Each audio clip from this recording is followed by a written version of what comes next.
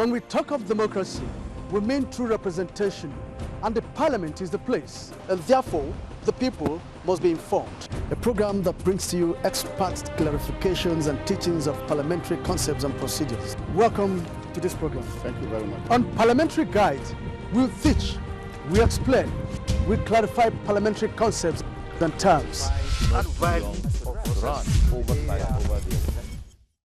A warm welcome to the program Parliamentary Guide. I am Lami Ali.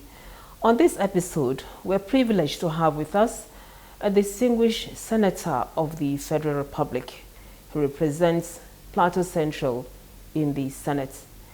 Permit me to introduce Senator Diket Plang, representing Plateau Central. Sir, a warm welcome to the program. Thank you for the rare opportunity. I'm very grateful. On Parliamentary Guide, we'll teach, we explain, we clarify parliamentary concepts and terms.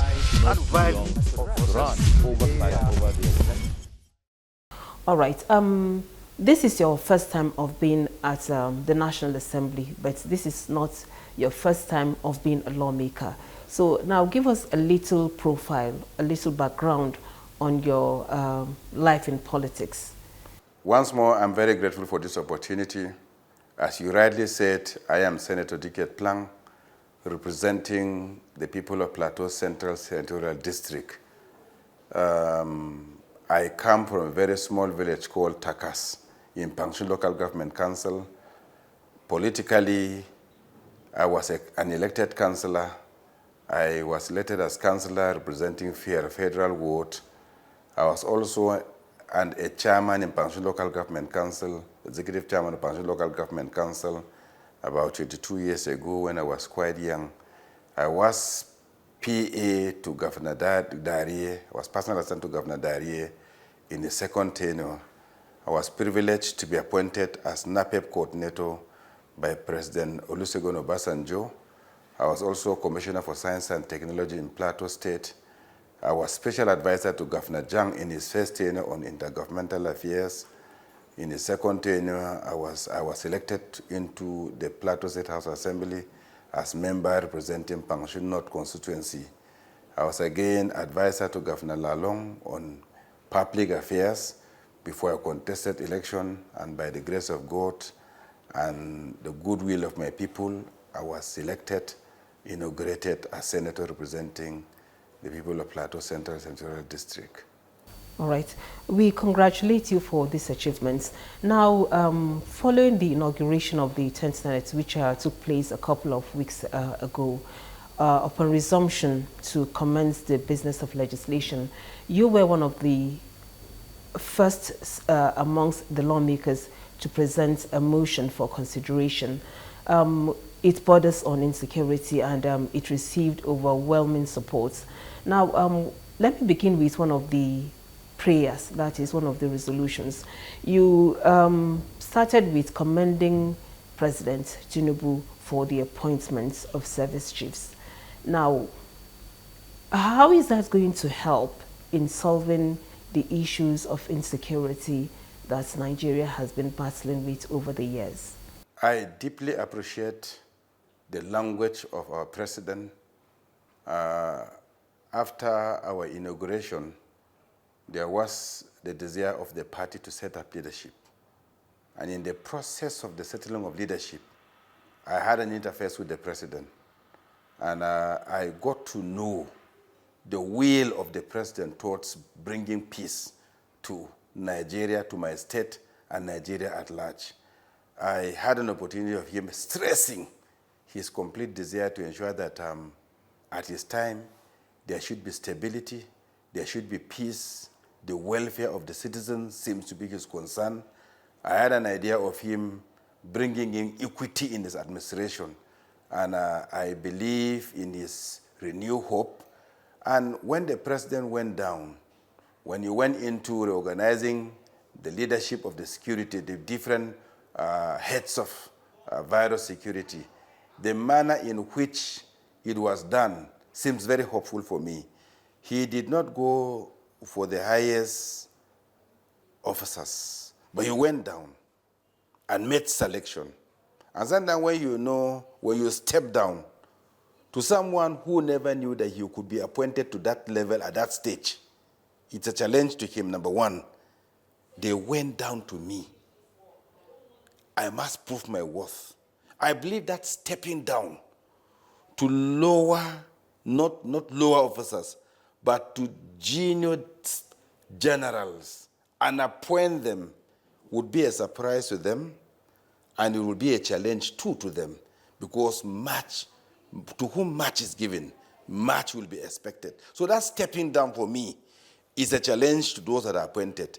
Secondly, you know, in security work, you need to trust the man you are sending. You need to believe that the man will be fair to you. The manner in which the appointments were made, every zone seems to be well represented.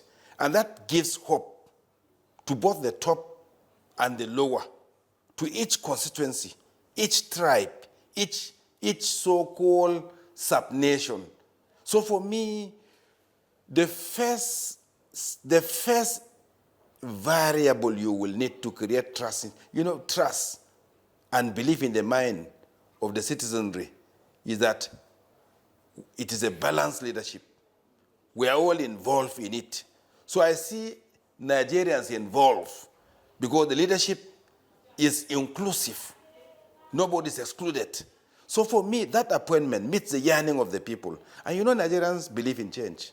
As and when a new person comes, people will have full hope in the person.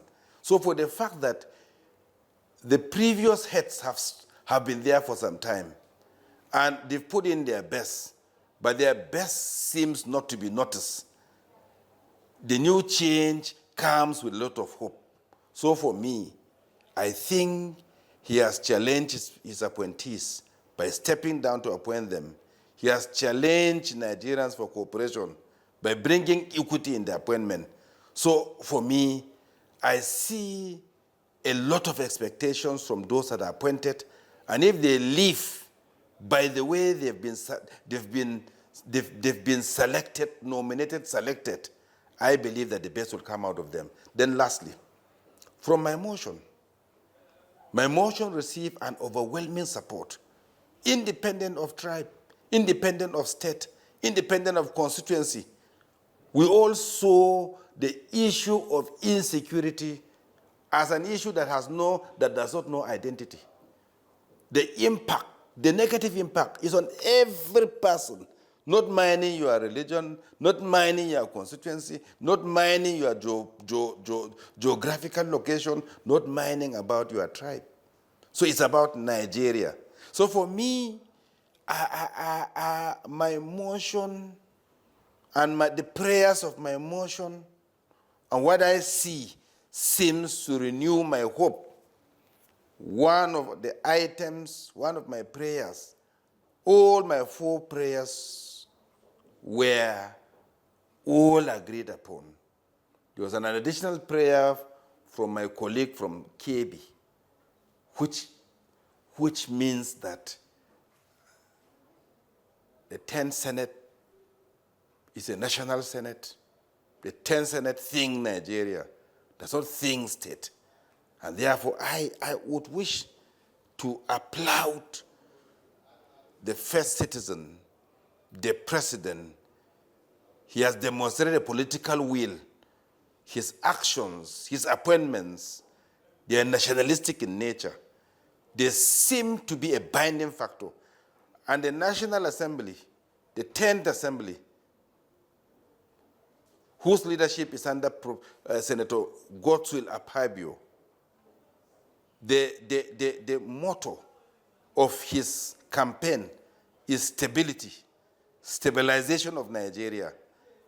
And then the voice of members of the National Assembly, the voice is more of a Nigerian voice. So I see the desire to bring stability clearly demonstrated in the support and languages used and the acceptance of my move, which became a Nigerian insecurity. I see hope. Okay, now you've been part of governance for quite a while, and I would confidently say you understand some of the dynamics of insecurity that we have. Can you give us an overview of why we keep having these recurring problems of insecurity, not just in Plateau State, not just in central Nigeria, but across all the geopolitical zones? Why do we keep having these recurrent problems? We keep on having this problem resurfacing for me because we're not nationalistic. We are not nationalistic. We have placed tribe and individual, we've created sub-identities in our country. If we were nationalistic and Nigeria comes before our individual constituencies, Nigeria comes before our tribe, Nigeria comes before our political parties, Nigeria comes before our geographical locations, we will get it right. It will now mean that we are brothers, that I see brotherhood in you, and the next person sees brotherhood in me. And whenever issues arises, we will tackle it from a Nigerian point of view. We will not tackle it from an identity point of view. Identity of the different identities that come in, that seems to come before Nigeria are religion, tribe, states, political constituencies, geographical location, north and south, west and east. These identities, Nigerians seem to look at them as if they come before the nation. But by the time the nation comes before, the nation becomes a universal set, where our identities are subsets of the universal set. We will see brotherhood. And when there is an issue between Yoruba man and Igbo man, we won't look at it as if Yoruba people are having issues with Igbo people. But we'll look at the issue as personal issue between the two of them. When there's a conflict between a Fulani man and maybe a Moravul or Biro man, it shouldn't even be looked at as if Fulani and Biro are into fight. But it should be looked at as an individual approach. You know, issues of identity, reactions can be reflex. Reflex actions are actions biologically that take place without thinking. If they tell you Yorubas are killing Hausa, the moment a Hausa man sees a Yoruba, he will abuse him. Or the moment a Yoruba sees a Hausa man fight, you will not sit down and find out why it is happening, what happened, but you will just react. If we remove identity, if we look at Nigeria and look at humanity, then the other identities are subsets of this universal identity of a nation and humanity. We will look at each other from a brotherly point of view. And that's why, in my motion, I tried to portray Nigerians having problem with themselves, brothers having problem with themselves. And I asked, and I brought prayers, and my prayers were accepted. I wish that we will reduce identity. If somebody tells somebody in Sokoto that Fulanis are fighting with Moravul, and the man in Sokoto is Fulani, will start saying, they're killing my people. You would not even ask what happened. So can we remove identity? The moment we remove identity and put Nigeria and put humanity in our hearts, I want to tell you, when I see a sister in you, even when you slap me, but I see a sister in you, my reaction will be different. But if I see you as, if I give you an identity different from my identity, the way I will respond will not be fair. So my prayer is that even from a journalistic point of view, may our approach we shouldn't deal too much on identity conflicts.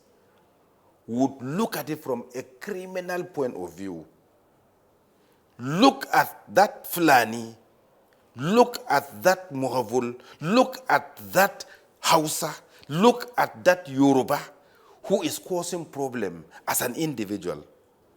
We shouldn't bind it to tribes. If things are done that way, and sometimes when the wrongs, when criminals, when those that participate in such acts are caught and taken to face the law, another person sees them as my tribesmen, and you go to intervene to see how they can be released because they are my tribesmen. You are not looking at the criminality.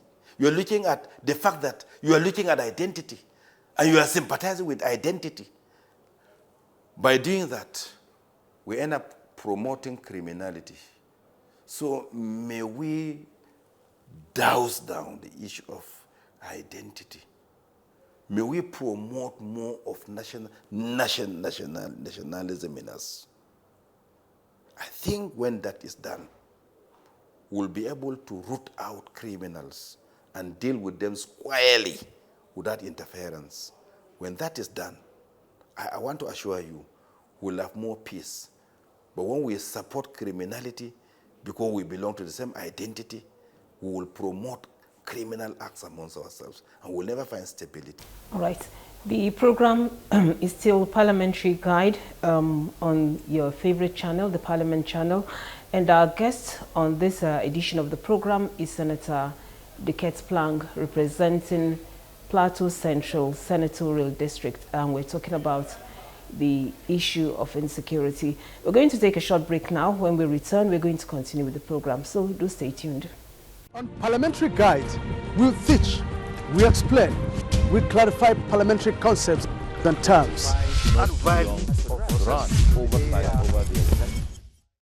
All right, you're welcome back to the program. It's still Parliamentary Guide with Senator Diket Plang, representing Plateau Central Senatorial District, and we're discussing insecurity. Senator, sir, various research conducted, not just in Nigeria, but across the world, where we have challenge of insecurity, it's been attributed to the scarcity of resources. And then somehow politics now gets into it, and it becomes something altogether. How do we correct this? The Parliament is responsible for the allocation of resources. That is by way of budgeting. How do we use the process of budgeting to reduce insecurity in Nigeria? You are right. When there's equity, when every sector feels inclusive, feel being cared for, feel being involved, I assure you that there will be a very high level of trust and contentment. The challenge goes to leadership, and all of us that are in leadership. If we operate from a nationalistic point of view, from an all-inclusive point of view, we will create trust amongst our followers.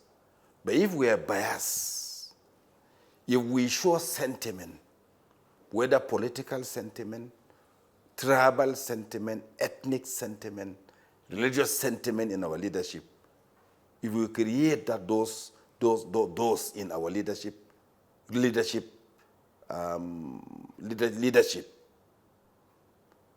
it will transcend to our followers it will increase a divide amongst our people. Because if I'm not inclusive, if my eyes seems not to see the problem of those that I think they are not my own, I will further strengthen the divide amongst our followers. If we survive, if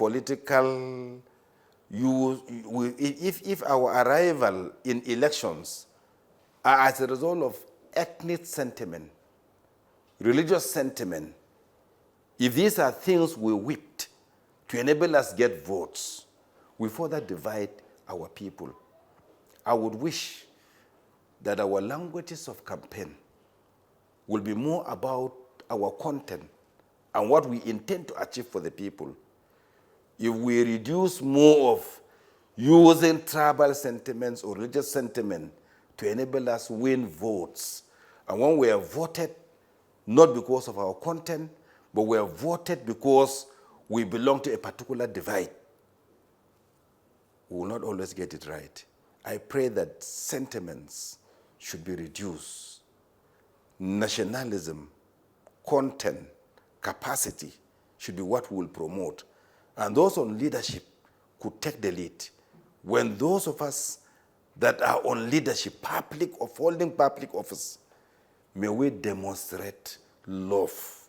May we create an inclusive environment for our followers to copy. When that is done, the divide that exists will be drastically reduced. I want to sincerely appreciate. I raised a motion in the National Assembly during our plenary session, and a Kanuru man supported me. A Kanuru man, Senator Ndume, stood up and supported me. Senator Tambwal, I'm sure a Fulani extraction, supported my move. My brothers in the Benue supported my move. Our brothers in the West supported my move. My colleagues in the eastern part supported my move. So we were looking at the insecurity as a Nigerian problem.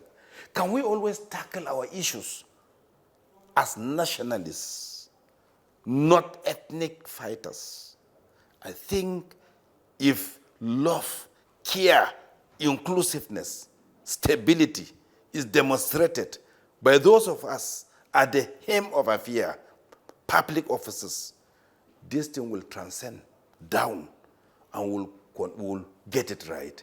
If our media houses talk more of Nigeria, talk more of the unity, the variables that unite us, I assure you, our country will progressively move positively.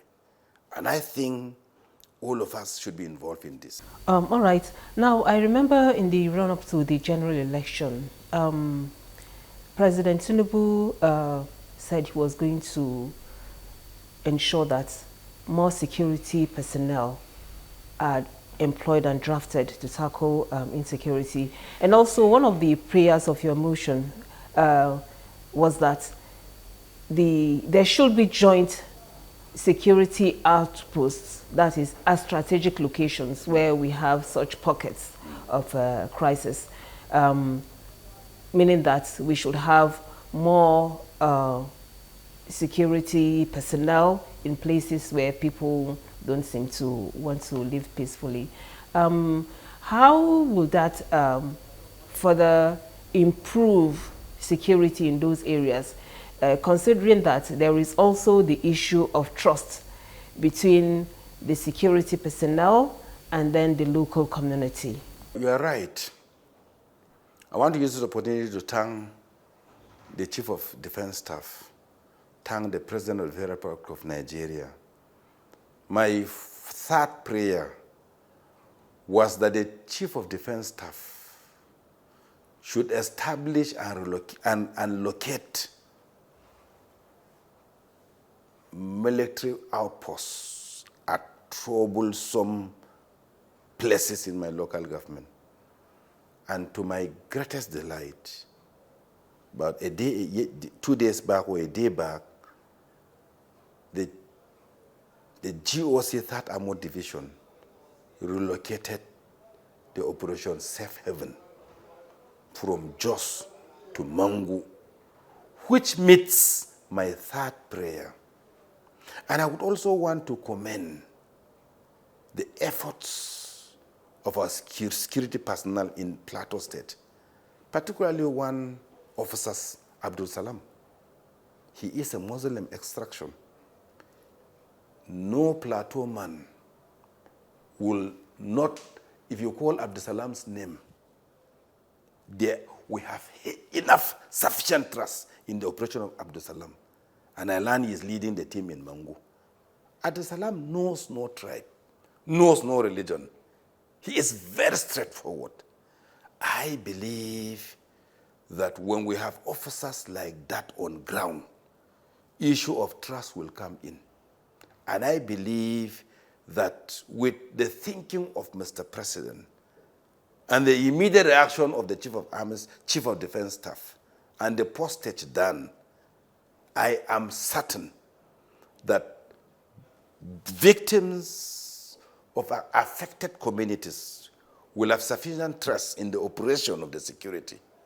And I pray that God will grant them strength and wisdom to demonstrate that at the first instant. It will create hope, trust in the minds of our virus warring factions. Then, I don't believe too much in short-term poverty alleviation programs.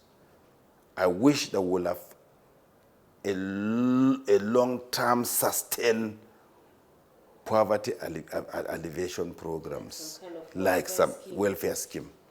If oil subsidy is removed, and recruitment of security is done so that the ratio of the citizens to security personnel is improved, I assure you, number one, our youth will be busy. Secondly, we will have sufficient security ratio between the citizen and then the security force. Instead of calling graduates, bringing in poverty alleviation, welfare programs for 1 year, and after it comes to an end and they go back to square one, I don't believe in those ones. But if you have a way of permanent engagement, permanent training, I am certain that it will go a long way to reduce the insecurity within us. The ratio is low. And again, most of this crisis area, like the one within Central Zone, you will find out that kidnapping has been high, crisis sustained for too long, uncontrolled by the few unequipped military personnel. Within that zone, you have a free flow of a route between Bauchi State, Plateau State, Kaduna, and Nasarawa. And within that zone, there is no any security outfit close.